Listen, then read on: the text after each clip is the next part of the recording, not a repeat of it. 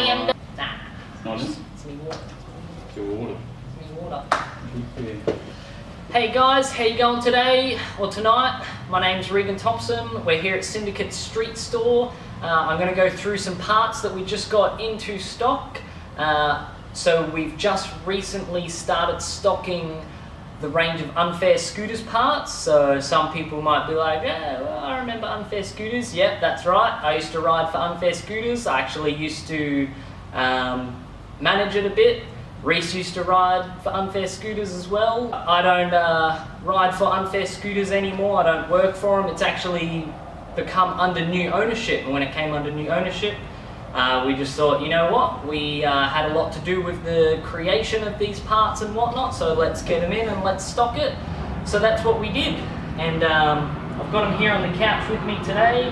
I've got the Unfair T-bars, I've got the Unfair Boulevard deck, we've got the Unfair forks, Unfair headspin headset, we've got the Unfair shank peg and the baby shank peg, and the Unfair SCS. So I'm going to go through some of these parts with you. I guess I'll just start with the bars. I'm kind of freestyling this, but yeah, it's just to give you guys a little look at what there is and what's available. So 4130 chromoly T-bar.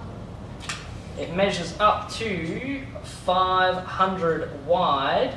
Can't convert it in inches in my head, but I do remember a conversation recently. I think it was like 19 inches, but check that. Fact check that to make sure. They're pretty thin bars. These went into production like 2 years ago or something. T-bars weren't, you know, massively wide at the time. But let's see how high they are. They are 670 tall, so pretty decent height, especially at the time as well. Like, not many bars were coming that tall.